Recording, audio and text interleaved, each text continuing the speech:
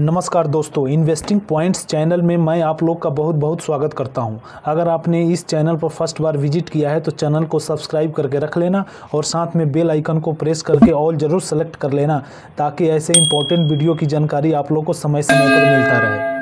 आज मैं आप लोग को बताऊंगा पावर ऑफ कंपाउंडिंग होता क्या है। तो चलिए दोस्तों शुरू करते हैं। सबसे पहले बहुत लोग को ऐसा लग रहा होगा कि पावर ऑफ कंपाउंडिंग क्या चीज़ है। बहुत लोगों ने तो इसका नाम भी नहीं सुना होगा और किसी ने सुना भी होगा तो इस पे ध्यान भी नहीं दिया होगा। तो दोस्तों आपको ये वीडियो पूरा देखिए। वीडियो देखने के बाद लगेगा अरे वाह, पावर ऑफ कंपाउंडिंग क्या चीज़ है और ये बहुत ही अच्छी चीज़ है और ऐसा भी हो सकता है क्या। तो सबसे पहले जो बातें हम बचपन में पढ़े हैं उससे शुरू करते हैं। सिंपल इंटरेस्ट और कंपाउंड इंटरेस्ट हमें स्कूल में सिखाया जाता है। तो चलिए सिंपल इंटरेस्ट और कंपाउंड इंटरेस्ट समझते हैं। Simple interest equal to principal into rate into time और compound interest into principal in bracket 1 + r/100 का पावर टी यानी टाइम। तो दोस्तों उस समय हम सिंपल इंटरेस्ट को बहुत ही आसान समझते थे और कंपाउंड इंटरेस्ट को बहुत ही कॉम्प्लेक्स समझते थे, क्योंकि हम डरते थे कि कहीं सर कंपाउंड इंटरेस्ट का क्वेश्चन न पूछ दे।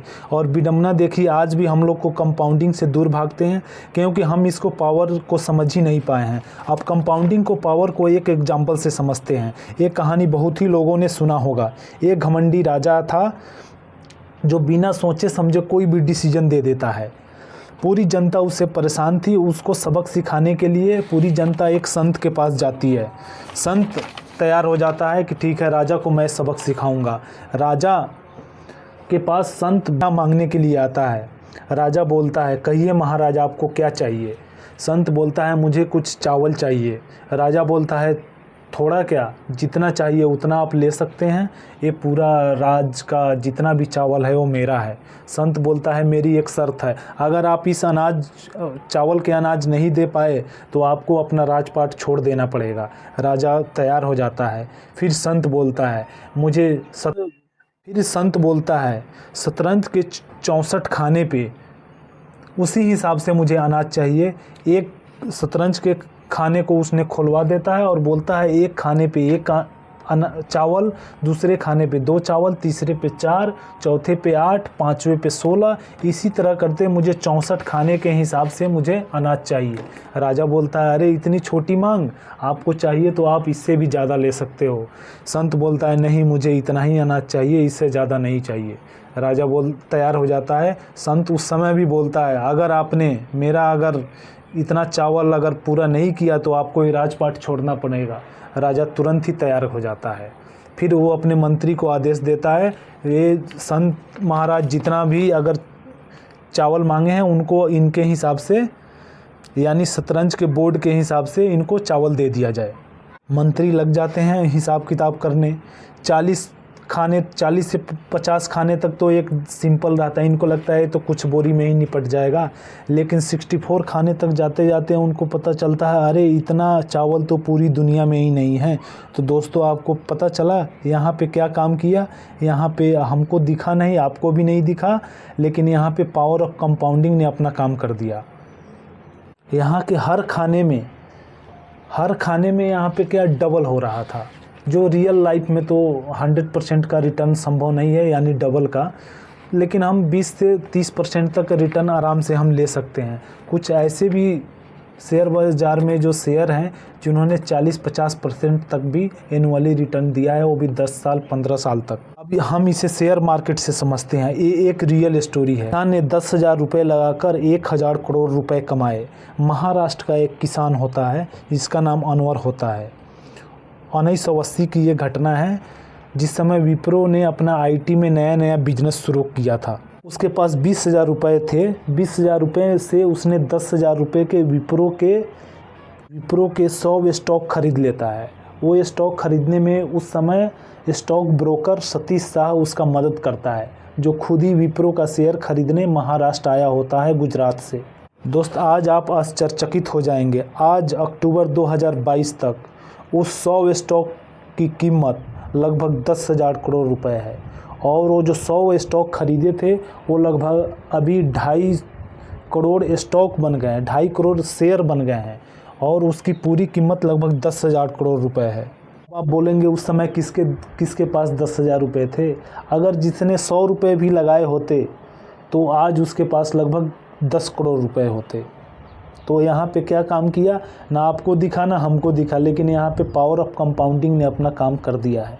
आज भी शेयर बाज़ार में ऐसे बहुत शेयर हैं जिन्होंने 50% से ज़्यादा का रिटर्न दिया है, और विप्रो का जिसका मैं अभी एग्जांपल दिया उसने लगभग 40% CAGR का रिटर्न दिया है, जो कोई ज़्यादा नहीं है।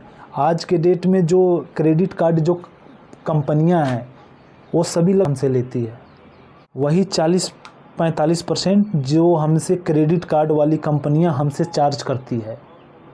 40-45% का आप रिटर्न देखिए। बजाज फाइनेंस ने लास्ट 10 साल में लगभग 50% CAGR का रिटर्न दिया है। अगर किसी ने 10 साल पहले 1 लाख रुपए लगाए होते तो आज की कीमत उसकी 50 लाख रुपए से भी ज़्यादा थी, और किसी ने 20 साल पहले 1 लाख रुपए लगाए होते तो लगभग 33 करोड़ से भी रुपए आज के डेट में ज़्यादा हो गए होते। तो आपने देखा 10 साल में 53 लाख और आखिरी 10 साल में 32 32.5 करोड़। तो आप समझ गए ना, लास्ट पहले 10 साल में उसने सिर्फ 53 लाख ही कमाए, लेकिन आखिरी जो 10 साल था उसमें 32.5 करोड़ रुपए कमाए। ये भी power of compounding. Power of compounding में आप जितना ज़्यादा समय तक इन्वेस्टेड रहते हैं वो पावर ऑफ कंपाउंडिंग वो लास्ट में ही दिखता है। जितना आप ज़्यादा देर तक खेलेंगे वो लास्ट में ही वो दिखता है। लेकिन विडंबना देखिए, स्कूल में हमें सिंपल और कंपाउंड इंटरेस्ट का फार्मूला तो बताया जाता है, लेकिन इसके पावर को नहीं सिखाया जाता, और ना ही इसे किसी सिलेबस में शामिल किया गया है, जिससे हमें फाइनेंशियल अवेयरनेस नहीं मिल पाती है और हम समझ ही नहीं पाते हैं। इसीलिए अल्बर्ट आइंस्टीन ने कंपाउंडिंग को दुनिया का 8वां अजूबा कहा था, जो ना हमें दिखता है ना आपको दिखता है, लेकिन वो अपना काम करता है। इसलिए पावर ऑफ कंपाउंडिंग को जो समझते हैं वो उसका फ़ायदा उठाते हैं, और जो नहीं समझते हैं वो उसका पे करते हैं। बट पावर ऑफ कंपाउंडिंग हर जगह काम करता है। दोस्त, आपको एक और चीज़ बताता हूँ, बैंक में पैसा रखना घाटे का सौदा है। तो आप बोलेंगे ये कैसे, ये तो लगभग 6-6.5% हमको ब्याज मिलता है। अगर आपने 1 लाख रुपये जमा किया है तो आप 1 लाख रुपये जमा किया है तो आपको 1 साल में ज़्यादा से ज़्यादा 6,000 रुपये ब्याज मिलेगा। और इंडिया में महंगाई 7 से 8% की रेट से बढ़ रही है, यानी जो सामान पहले 1 साल पहले आप 1 लाख में ख़रीदते थे, वही साल के अंत में उसी सामान को ख़रीदने के लिए आपको 1,07,000 से 8,000 रुपये खर्च करना पड़ेगा। यानी आपको ब्याज मिला 6,000 और खर्च करना पड़ेगा 7 से 8,000 रुपये। तो है ना ये घाटे का सौदा। ये ना हम समझ पाते हैं और ना हमको कोई बताता है। अब आप सोच रहे होंगे कि अभी हमको पैसा कहाँ इन्वेस्ट करना है जहाँ हमको महंगाई से ज़्यादा इंटरेस्ट मिल सके।